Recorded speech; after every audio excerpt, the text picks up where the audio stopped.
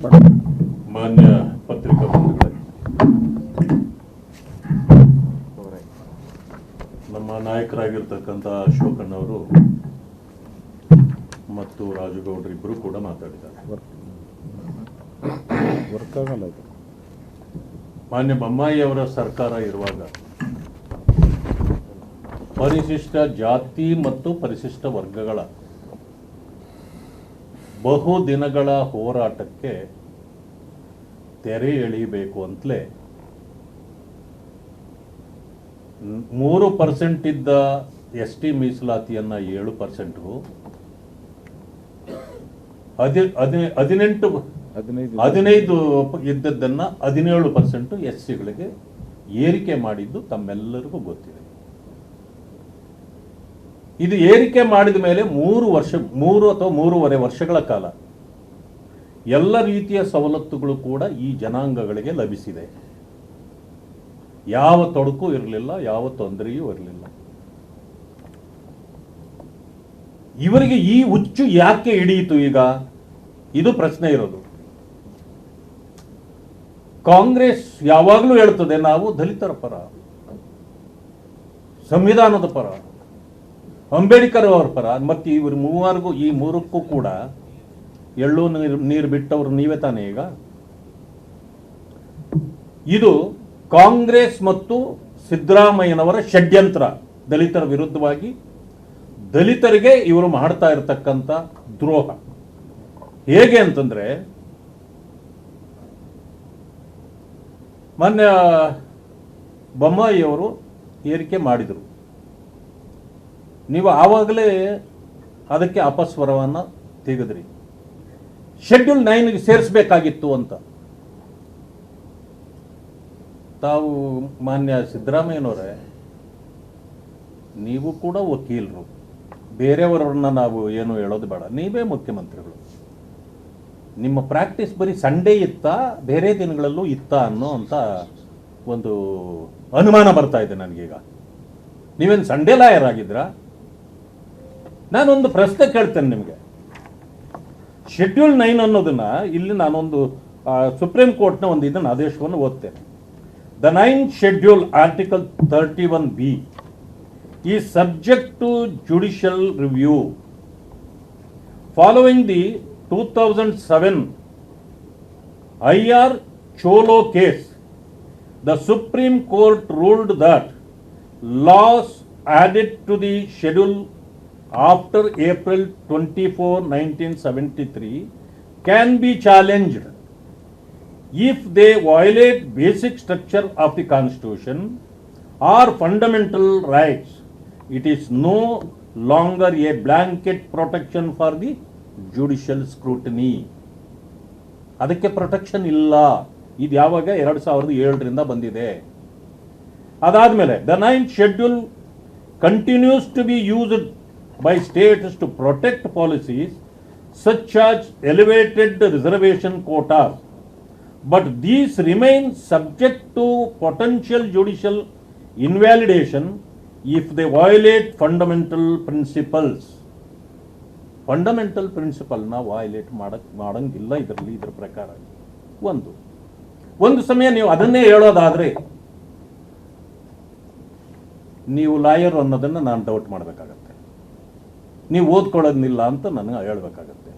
ಅಥವಾ ನಿಮ್ಗೆ ಯಾರು ಗೈಡ್ ಮಾಡ್ತಿದ್ದಾರೋ ಅವರು ನಿಮಗೆ ತಪ್ಪನ್ನ ನಿಮ್ಮ ಬಾಯಲ್ಲಿ ಹೇಳಿಸ್ತಿದ್ದಾರೆ ಅಂತ ಆಗುತ್ತೆ. ಛತ್ತೀಸ್ಗಢದು ಎಕ್ಸಾಂಪಲ್ ತಗೊಳ್ಳೋಣ. ST 32%, SC 10%, OBC 16%, total is 58%.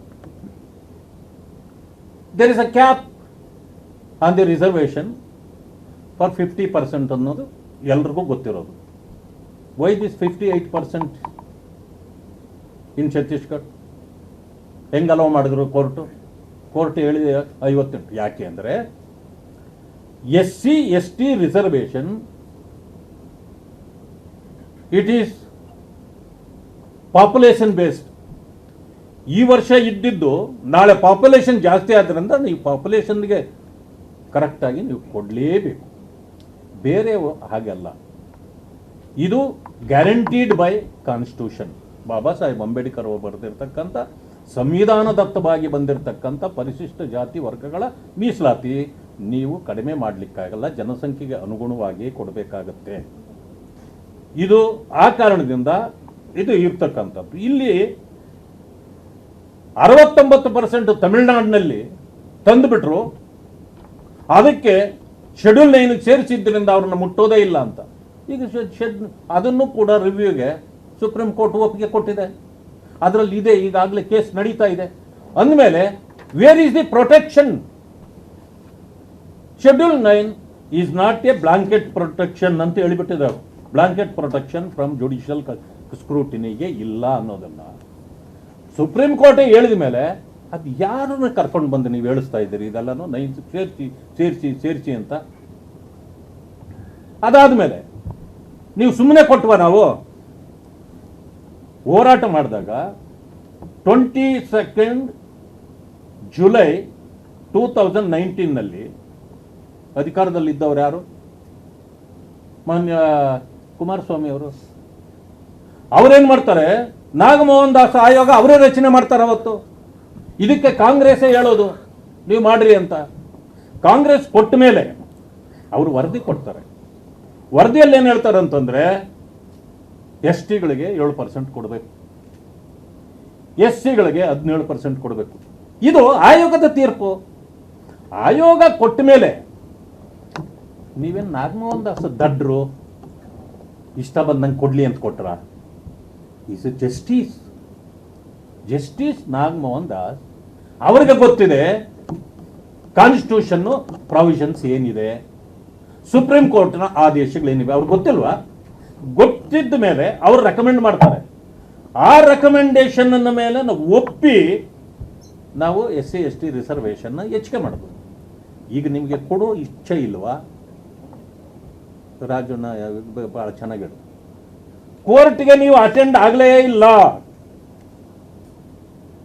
ಆಮೇಲೆ ನೀವು ಅಟೆಂಡ್ ಆಗಿದ್ದೆ ಅದು the learned additional advocate general attended the case when 27th November 25th last day. ಅಲ್ಲಿವರೆಗೂ ಯಾರೂ ಆಗಲಿಲ್ಲ.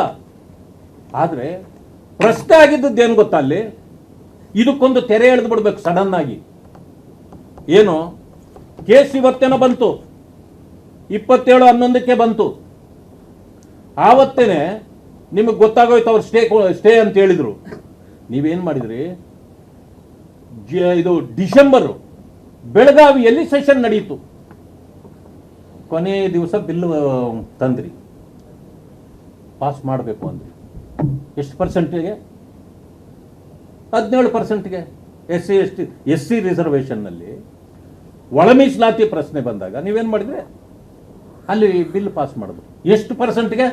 17%ಗೆ. ಈಗ ನೀವು ಬಿಲ್ ಇದನ್ನ ಒಳ ಮೀಸಲಾತಿ ಕೊಡ್ತಾ ಇರೋದು ಎಷ್ಟೊತ್ತಿಗೆ? 15%ಗೆ. ದ್ವಂದ್ವ ನೀತಿ ಅಲ್ವಾ ನೀವು? ಆಗಿದ್ದ ಮೇಲೆ ಕೋರ್ಟ್ ಆದೇಶವನ್ನು ನೀವು ಒಪ್ಪೋದಾದ್ರೆ 17% ಇಟ್ಕೊಂಡು ಬಿಲ್ ಹೇಗೆ ಪಾಸ್ ಮಾಡಿದ್ರಿ ನೀವು? ಅಷ್ಟೊತ್ತಿಗಾಗಲೇ ಸ್ಟೇ ಕೊಟ್ಟಿದ್ದಾರಲ್ಲ. Even that is not a permanent stay. ಹೌದು, ಅದು ಯಾಕೆ ಸ್ಟೇ ಆಯಿತು ಅಂತ ಹೇಳ್ತೀನಿ ನಿಮಗೆ. ನಿಮ್ಮ ಅಡ್ವೊಕೇಟ್ ಜನರಲ್ ಹೋದ್ರು, ಅಡಿಷನಲ್ ಅಡ್ವೊಕೇಟ್ ಜನರಲ್ ಹೋದ್ರು. ಅವ್ರಿಗೇನಾಗಿತ್ತು ತೊಂದರೆ ಅಂದರೆ ಸರ್ಕಾರದ ಒತ್ತಡ ಇತ್ತು ಅವ್ರ ಮೇಲೆ. ಜನ್ಜಿ ಗಲಾಟೆ ನಡೆದುಬಿಟ್ಟಿದೆ ರಾಜ್ಯದಲ್ಲಿ. 56,432 ಸ್ಥಾನಗಳು, ಇದು ಹುದ್ದೆಗಳನ್ನು ನಾವು ತುಂಬಬೇಕಾಗ್ಬಿಟ್ಟಿದೆ. ಇದು ಒಳ ಮೀಸಲಾತಿ ಆಗಲಿಲ್ಲ ಅಂದ್ರೆ ಅದನ್ನು ತುಂಬಕ್ಕಾಗೋದಿಲ್ಲ. ಅದರಿಂದ ದಯವಿಟ್ಟು ಇದನ್ನ ನಮಗೆ ಕೊಡಿ ಅಂತ ಕೇಳಿದ್ರಿ. ಅದಕ್ಕೆ ಇಲ್ಲ ಅದಂಗಾಗುತ್ತೆ, ಇದ್ರ ಬಗ್ಗೆ ಹೇಳಿ 56% ರಿಸರ್ವೇಷನ್ ಇದೆಲ್ಲ ಅಂದ ತಕ್ಷಣ ಇವರು ಮಾಡಿದ್ದೇನು ಗೊತ್ತಾ? 56ರಲ್ಲಿ 6 ಬೇಕಾದ್ರೆ ಸೈಡ್ಗೆ ಇರಲಿ, ಆಮೇಲೆ ನೋಡ್ಕೊಳ್ತೀವಿ. 50% ಅಂತೆ ಮಾಡ್ತೀವಿ ನಾವು, ನೀವು ಒಪ್ಪಿಗೆ ಕೊಟ್ಬಿಡಿ ಅಂತ ಕೋರ್ಟಿಗೆ ಕೇಳಿದ್ದು. ಕೋರ್ಟ್ದೇನು ಮಿಸ್ಟೇಕ್ ಇದೆ ಇದರಲ್ಲಿ? Mistake lies with government, chief minister and additional advocate general. ಇವರು ಉತ್ತರ ಕೊಡ್ಬೇಕೀಗ. ಯಾಕೆ ಅಂತಂದ್ರೆ ಅದರಲ್ಲೂ ಅಲ್ಲಿ ಕೋರ್ಟಲ್ಲಿ ಹೇಳಿರೋದೇನು ಗೊತ್ತಾ? 6% ಬ್ಯಾಕ್ಲಾಗ್ ಇಡ್ರಿ. 6% ಬ್ಯಾಕ್ಲಾಗ್ ಇಡ್ರಿ ಅಂತಂದ್ರೆ what is that mean by? ಇಲ್ಲ ಒಪ್ಪಕ್ಕಾಗಲ್ಲ ಅಂತ ಹೇಳಿದ್ರೆ ಅದು ಬೇರೆ. ಅಂದ್ರೆ ಕೋರ್ಟ್ಗೂ ಕೂಡ ಮನವರಿಕೆ ಆಗಿದೆ ಈ 6% ಜನಸಂಖ್ಯೆಗೆ ಅನುಗುಣವಾಗಿ ಕೊಟ್ಟಿರೋದು. ಇದನ್ನ ತೀರ್ಮಾನ ಸರ್ಕಾರದಿಂದ ನಮಗೆ ಬರಲಿ ಅನ್ನೋದನ್ನ ಹೇಳಿದ್ರೆ ಹೊರತು ಅದನ್ನ ಬಿಟ್ಟು ಇವರೇನ್ ಮಾಡಿಬಿಟ್ರು, ಇಲ್ಲ ಅದನ್ನ ಸದ್ಯಕ್ಕೆ ನಾವು ಪೆಂಡಿಂಗ್ ಇಡ್ತೀವಿ ಅಂತ ಇವರೇ ಒಪ್ಕೊಂಡು ಇವತ್ತು ಪರಿಶಿಷ್ಟ ಜಾತಿಗೆ ಕೊಟ್ಟಿರ್ತಕ್ಕಂಥ 2% ಮೀಸಲಾತಿಯನ್ನ ಮತ್ತು ಪರಿಶಿಷ್ಟ ವರ್ಗಗಳಿಗೆ ಕೊಟ್ಟಿರ್ತಕ್ಕಂಥ ಆ 7% ಅಲ್ಲಿ ಅಂದ್ರೆ 4% ಹೆಚ್ಚಿಗೆ ಕೊಟ್ಟಿದ್ದನ್ನ ಇವರೇ ಇವತ್ತು ತಡೆ ಹಿಡಿದಿದ್ದಾರೆ ಹೊರತು ಇದಕ್ಕೆ ಕಾರಣ 9 ಶೆಡ್ಯೂಲ್ ಅಲ್ಲ, ಬೇರೆ ಯಾವುದೂ ಅಲ್ಲ. ಅಂದ್ರೆ they utterly failed in convincing the court. ಇದು ನನ್ನ ಆಪಾದನೆ ಈ ಸರ್ಕಾರದ ಮೇಲೆ. ತಕ್ಷಣ ಇದನ್ನ ಪರಿಹಾರ ಮಾಡಬೇಕು. 17 ಮತ್ತು 7% ರಿಸರ್ವೇಶನ್ ಪರಿಶಿಷ್ಟ ಜಾತಿ ವರ್ಗಗಳಿಗೆ ಕೊಡಲೇಬೇಕು. ಇಲ್ಲ ಅಂತಂದ್ರೆ ಇದನ್ನು ತೆಗೆದುಕೊಂಡು ನಾವು ಇಡೀ ರಾಜ್ಯದಲ್ಲಿ ದೊಡ್ಡ ಆಂದೋಲನವನ್ನ ಮಾಡಲಿಕ್ಕೆ ಮತ್ತೆ ಯಾವುದೇ ಸಂಘಟನೆಗಳು ಮುಂದೆ ಬಂದ್ರೆ ಅವ್ರಿಗೂ ಕೂಡ ನಾವು ಸಪೋರ್ಟ್ ಮಾಡ್ತೇವೆ. ಇಡೀ ರಾಜ್ಯದಲ್ಲಿ ದೊಡ್ಡ ಆಂದೋಲನವನ್ನ ರೂಪಿಸಿ ಪರಿಶಿಷ್ಟ ಜಾತಿ ವರ್ಗಗಳು ಅಂದ್ರೆ ದಲಿತರ ಪರವಾಗಿ ನಮ್ಮದು ಮೊದಲಿಂದಲೂ ಕಮಿಟ್ಮೆಂಟ್ ಇದೆ, ಈಗಲೂ ಕೂಡ ಆ ಕಮಿಟ್ಮೆಂಟ್ ನಮ್ಮದು, ನಾವು ಬದ್ಧವಾಗಿದ್ದೇವೆ ಅಂತಕ್ಕಂಥ ಮಾತನ್ನ ಹೇಳಲಿಕ್ಕೆ ಬಯಸ್ತೇನೆ.